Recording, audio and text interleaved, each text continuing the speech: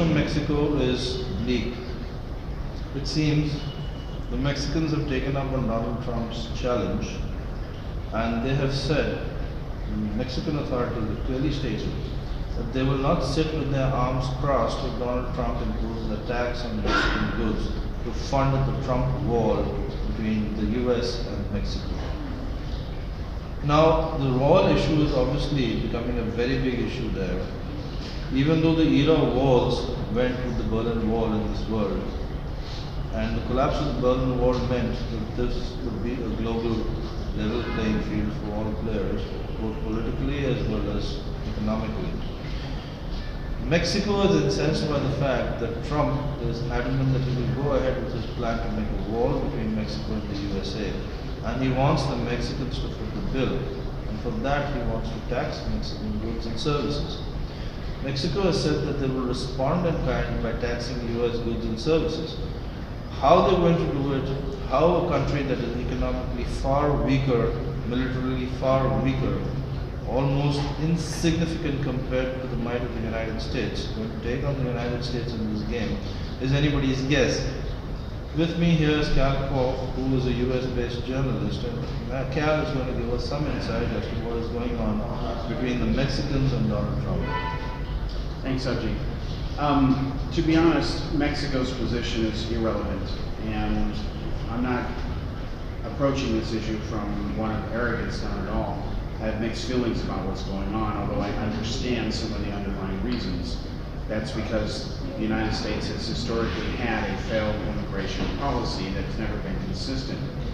But you mentioned the Berlin Wall. The Berlin Wall was made to keep people from leaving the communist East Germany.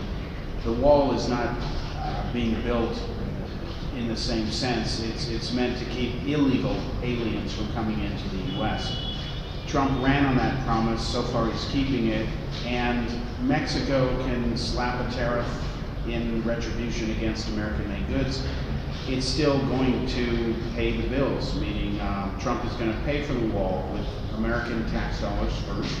The government has collected record revenues of tax, and then Trump can pay for the wall by applying drug money and assets that are seized, and then also taxing companies and goods that end up going to Mexico for assembly or construction, then re-imported to the United States tax-free under the NAFTA treaty, which is now being renegotiated by all three parties.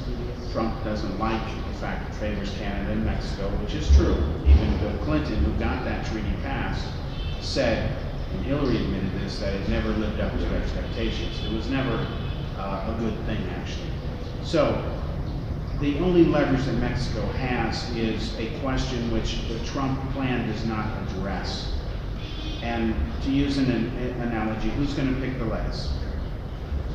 If Trump thinks, or American businesses think, that American workers are going to do the kinds of jobs that Mexicans have typically done, they're in for a rude awakening. It's just not going to happen. And this isn't a racial thing, it's a reality thing. And huge numbers of produce are grown in Mexico for the purpose of being shipped to the United States. So if they are taxed, the price of food, which is ridiculously high in America anyway, is going to go up even higher. That's going to fuel inflation.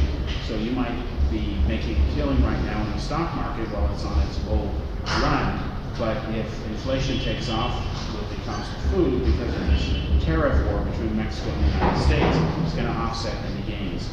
So, like the visa issue with India, this thing has not been thought through. Modi wants jobs for Indians. Trump wants jobs for Americans at the expense of Indians and non-Americans. It can't be both ways. Both sides will have to compromise. That's also what's going to have to happen with Mexico.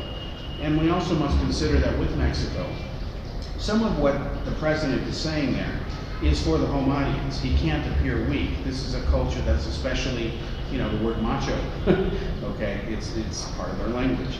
So they have to, part of what he's saying is playing to the home audience. But the bottom line is that the United States has absolute leverage over Mexico. Mexico needs the United States much more than the United States needs Mexico.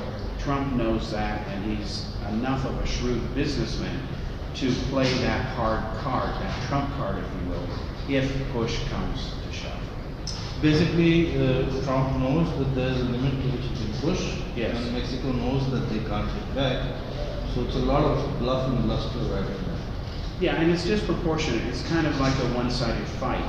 Yeah, you might get a punch in or two, but anytime Trump wants to knock them out, so to speak, they can do that. But there is damaging consequences to both sides. America will suffer, and absolutely Mexico will suffer even worse. Thank you, Ken.